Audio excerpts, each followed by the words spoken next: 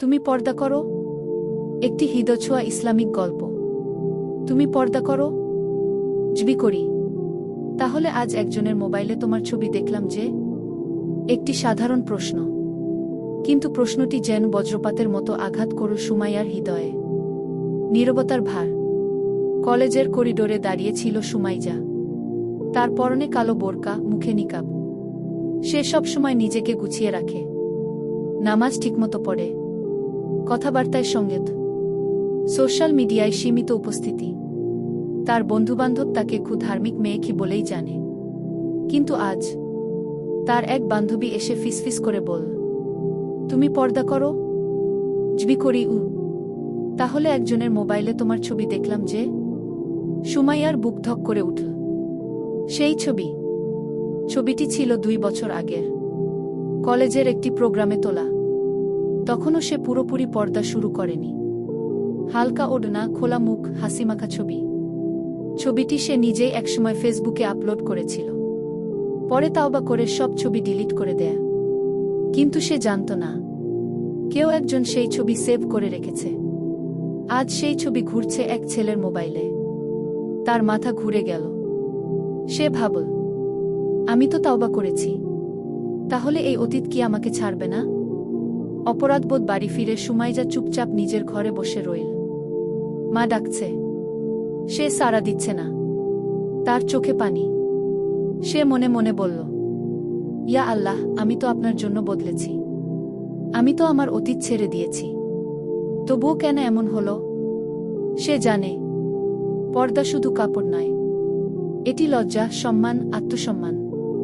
তার বুকের ভেতর ভারী পাথর চেপে বসেছে। শিক্ষিকার কাছে। পরদিন সে তার প্রিয় ইসলামিক শিক্ষিকার কাছে গেল। সব ঘটনা খুলে বলল। শিক্ষিকা শান্তভাবে শুনলেন। তারপর বললেন, তুমি কি সত্যিই তাওবা করেছ? জিবিউ। তাহলে ভয় কিসের? সুমাইজা চুপ। শিক্ষিকা বললেন, যে গুনাহ থেকে তুমি ফিরে এসেছ, আল্লাহ তা ক্ষমা করে দেন। কিন্তু দুনিয়ার কিছু প্রভাব থেকে যেতে পারে। সেগুলো ধৈর্য দিয়ে মোকাবিলা করতে হয়। আসল পর্দা। শিক্ষিকা বললেন, পর্দা শুধু কাপড়ে নয়, চরিত্রেও। যদি তুমি আজ সত্যিকারের পর্দা করো, তাহলে অতীতের একটি ছবি তোমাকে ছোট করতে পারবে না। কি? তিনি আরও বললেন, কিন্তু যদি তুমি চাও, তুমি ওই ছেলেটির সঙ্গে সম্মানজনকভাবে কথা বলতে পারো। তাকে বলো ছবিটি মুছে ফেলতে। সুমাইজা প্রথমে ভয় পেল, কিন্তু তারপর ভাবল, সত্যের জন্য সাহস লাগে। সাহসী সিদ্ধান্ত। সে পরিচিত এক বান্ধবীর মাধ্যমে ছেলেটির সাথে যোগাযোগ করল। ছেলেটি প্রথমে অবাক, তারপর বলল, ছবিটা তো পুরনো, এতে সমস্যা কি? সুমাইয়া শান্ত কণ্ঠে বলল, আমি এখন পর্দা করি। এই ছবি রাখা আমার জন্য কষ্টের। আমি আল্লাহর জন্য বদলেছি। আপনি কি এটি মুছে ফেলবেন? ছেলেটি কিছুক্ষণ চুপ রইল। তারপর বলল, আমি ভাবিনি তুমি এভাবে বলবে। ঠিক আছে, আমি এখনই মুছে দিচ্ছি। মুক্তির স্বস্তি। ছবিটি ডিলিট হয়ে গেল। কিন্তু তার চেয়েও বড় কিছু ঘটল। সুমাইয়ার হৃদয়ের ভয় ডিলিট হয়ে গেল। সে বুঝল, আল্লাহর পথে হাঁটলে পরীক্ষা আসবে, কিন্তু ধৈর্য ধরলে সমাধানও আসবে। ছেলেটির পরিবর্তন। কয়েকদিন পর ছেলেটি আবার মেসেজ করল, তোমার কথাগুলো আমাকে ভাবিয়েছে। আমিও অনেক ভুল করি, হয়তো আমাকেও বদলাতে হবে। সুমাইজা অবাক।